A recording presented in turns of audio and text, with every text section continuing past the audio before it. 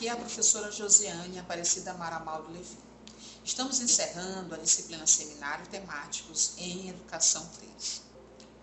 Nós iremos perceber aqui na revisão dos conteúdos das unidades. Esse é o objetivo dessa aula, de encerramento. Nós temos a intenção de fazer uma revisão de cada uma das unidades que foram apresentadas para vocês. Então, parabéns, porque chegamos até o final da disciplina. Iremos fazer essa revisão e para isso eu vou fazer uma leitura breve de cada uma dessas unidades. Então, na unidade 1, nós vimos a construção do conhecimento de química em sala de aula. Na unidade 2, conceitos e tipos de pesquisas que podem ser realizadas em sala de aula. Na unidade 3, o papel docente no processo de ensino-aprendizagem e seus desafios. Na unidade 4, a interdisciplinaridade, uma ferramenta necessária na pedagogia da química. Então, observem que nessa unidade 1, que nós iremos dar agora uma aprofundada com relação a essas perspectivas, nós notamos que nós encontramos como subsídios teóricos para nos ajudar a compreender as seguintes questões da unidade 1, que trata sobre a construção do conhecimento de química em sala de aula. Foram as dificuldades no ensino da química encontradas pelos professores. O que é que eles encontram como desafios para fazer com que esse ensino da química, ou a aprendizagem, na verdade, da química, ela seja mais dinâmica, ela alcance o seu objetivo, que é a aprendizagem dos conteúdos que são ministrados em sala de aula, com a utilização de várias estratégias. O outro item é como nós construímos o nosso conhecimento. Nós vimos então a importância de trabalharmos em sociedade, de estarmos numa escola, de também reconhecermos os saberes construídos a partir da nossa família e reconhecer a escola como uma continuidade desse espaço de aprendizagem também. Dos conhecimentos já mais formais, que são relacionados na escola. No terceiro, nós vamos encontrar a importância da interação com vários grupos sociais na construção do conhecimento. Então, essa interação, vocês estão observando aí no GIFs, que é participativo, que é democrático, que é preciso que haja essa interação entre dúvida e aprendizagem. Então, assim, ela pode exatamente, vamos dizer assim, que deixar com que a aprendizagem realmente fique mais firme, mais organizada. Ela não tem ideia de trazer uma planificação do saber. É importante que haja os desníveis, é importante que haja os conflitos, mas essa construção do conhecimento ela tem uma meta a ser alcançada. E essa meta que se entende dentro da perspectiva do ensino da química, dentro da estratégia da disciplina Seminários Temáticos, é que ela seja alcançada através da pesquisa, dos estudos. Então, aí nós percebemos que a interação, que a aprendizagem é acontecida nessa relação humana dentro da escola, dentro do espaço de aprendizagem reconhecido como escola ou instituição da educação, ela acontece ou pode acontecer de forma mais estruturada, ok? Nós devemos perceber aqui já na unidade 2 a questão do conceito e tipos de pesquisas que podem ser realizadas em sala de aula. Então, vimos na unidade 1 a perspectiva da questão da aprendizagem em conjunto, de como é que esse conhecimento se apresenta, como é que ele é elaborado. E vamos ver aqui na unidade 2 a questão desses conceitos e tipos de pesquisas que foram colocados lá nas videoaulas, também nas aulas de PDF e nos materiais disponibilizados, onde nós percebemos o seguinte nessa unidade 2, em foco. Deve ser inserida como impulsora nos trabalhos escolares, sendo indicada como um tipo de recurso didático educativo que pode ser utilizada em momentos distintos, como na apresentação de um conceito, ilustração de aspectos relevantes ao conhecimento em questão, como revisão ou síntese de pontos importantes e avaliação de conteúdos já desenvolvidos. Então, você entendeu o que é uma pesquisa, como é que ela acontece, dá valor também aos conhecimentos empíricos, os conhecimentos do senso comum, com um ponto de partida ou de início de discussão para a elaboração de conhecimentos científicos, para que não se desvalorize também a nossa ancestralidade, também com relação a essas informações e conhecimentos que foram elaborados e conceituados como verdades e que podem ser confirmados ou refutados através de um estudo científico.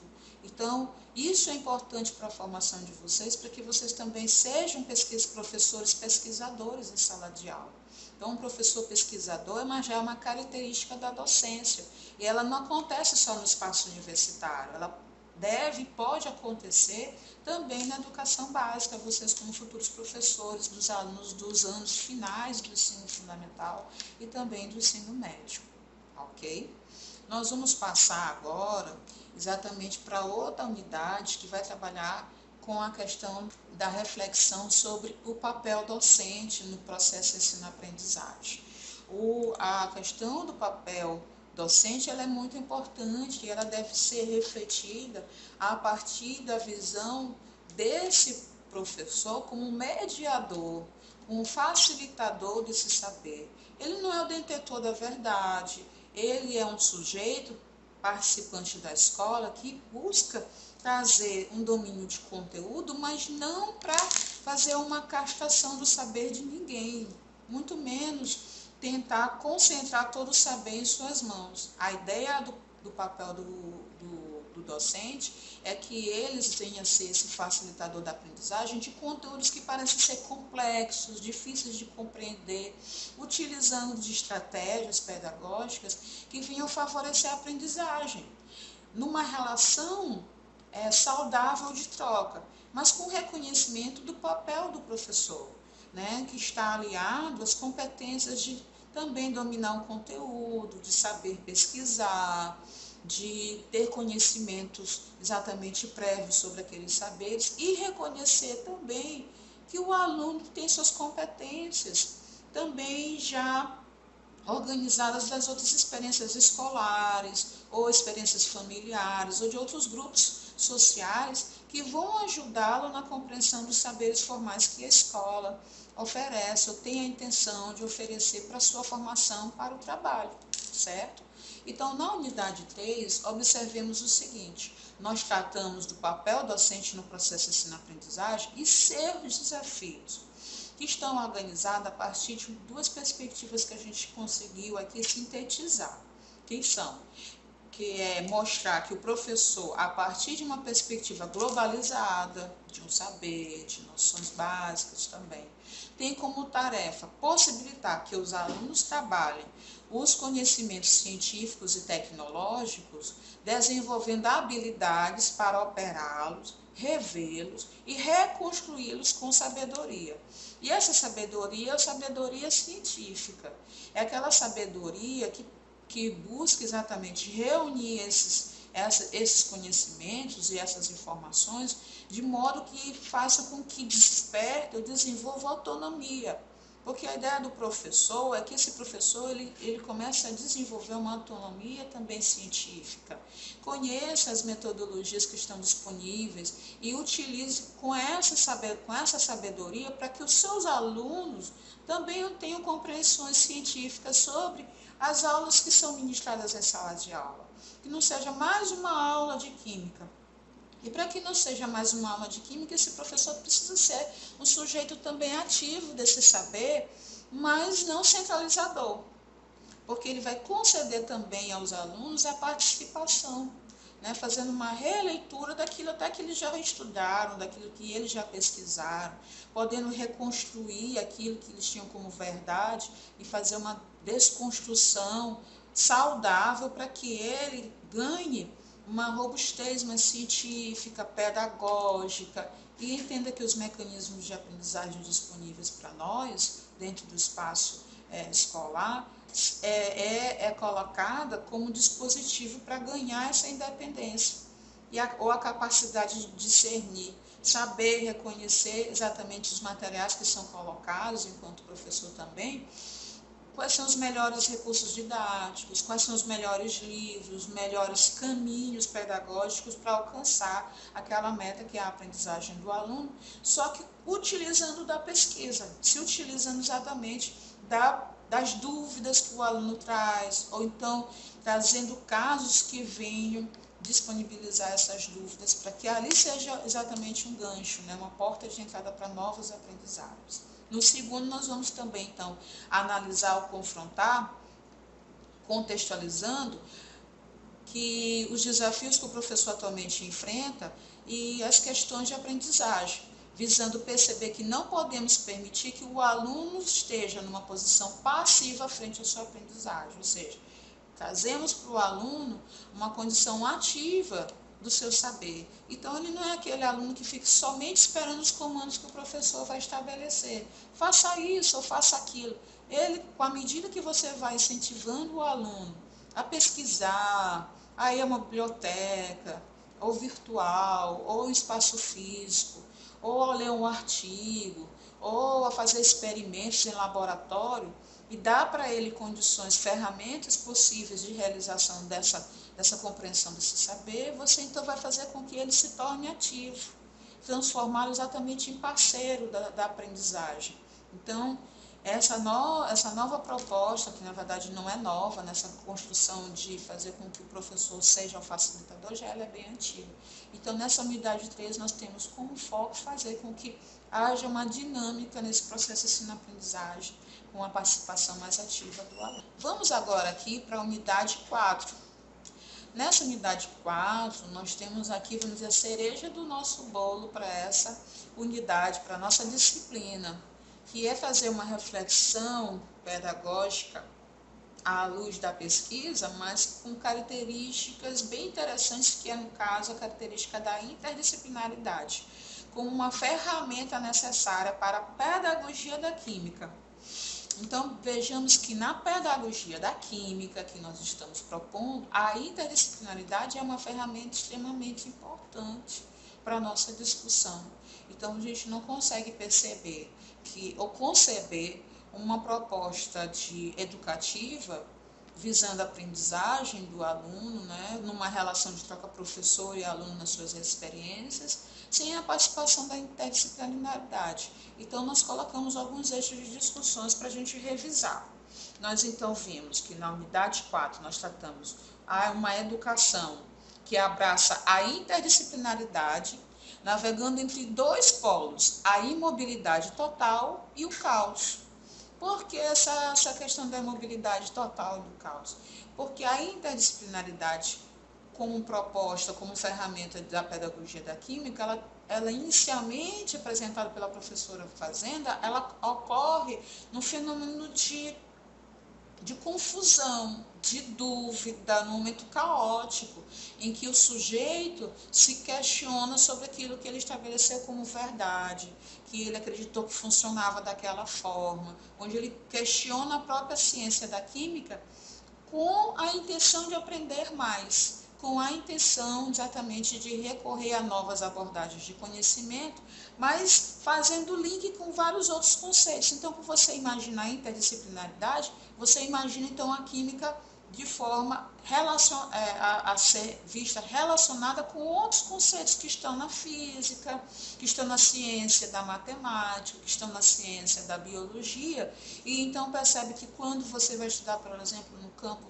do meio ambiente, então que você vai ver exatamente os elementos orgânicos e os inorgânicos, que participação nós vamos encontrar no conhecimento da biologia? Que participação nós vamos ter com relação ao conhecimento da matemática? Então, a química, ela, por si só, ela não pode existir ou subsistir de forma isolada. Então, pedagogicamente, a gente reconhece que nesse eixo do caos e dessa confusão, ela é importante que a sua participação para o desenvolvimento de pesquisas, para uma harmonia também de saberes, uma harmonia que não quer encontrar uma resposta que venha encerrar todas as questões, mas uma resposta que venha dar continuidade a novas investigações. Aqui no segundo eixo, nós vamos encontrar também outra discussão que está fazendo a revisão do que nós encontramos na aula, da videoaula da unidade 4, que é tanto quanto o agir, também o saber não pode se dar na fragmentação. Ela precisa acontecer na perspectiva da totalidade. E isso é válido tanto para situações de ensino como de pesquisa. Outra característica que nós então vamos colocar é da não fragmentação desse saber. Tentar reconhecer, estender, ter uma visão mais ampla sobre esse conhecimento que está sendo apresentado, ou que nós podemos, vocês na verdade irão apresentar para os seus alunos como futuros professores de química, estratégias que dê um poder de alcance, uma visibilidade a conhecimentos que talvez estejam ali ainda ocultos ou distantes desse espaço escolar e trazê-los para uma discussão, como o caso do combustível, né? Como é que esse combustível, qual é o melhor combustível, mesmo que, por exemplo, esse aluno não tenha hoje o acesso a um carro, ao teu carro próprio, mas ele é um usuário do transporte público, e além, não ficar restrito a essas informações e tentar dar uma visibilidade às informações também que venham fazer com que ele extrapole esse saber,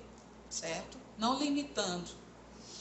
A outra questão que nós vamos rever aqui é o sentido do interdisciplinar, que ele precisa ser redimensionado quando se trata do saber teórico. Ele precisa ser construído quando se trata do fazer prático. Ou seja, aqui também a professora fazendo, ela vai nos convidar a trazer a prática, a teórica relacionada à prática, ou seja, ao reconhecimento das práticas em laboratório, dos experimentos, das discussões desses saberes, onde você vai poder praticar e reconhecer que a discussão da interdisciplinaridade como uma ferramenta de pesquisa dentro da pedagogia da química, ela pode ser praticada, não é só um discurso, hoje eu estou falando, vocês vão aprender ou estão já aprendendo a reconhecer que a interdisciplinaridade, ela é uma prática pedagógica que está relacionada, no caso, à aprendizagem escolar e que é uma ferramenta que pode proporcionar uma amplitude desse saber, né? Fazendo exatamente com que o fazer prático, né, a relação do fazer, dê uma compreensão mais ampla sobre a teoria do que é discutido.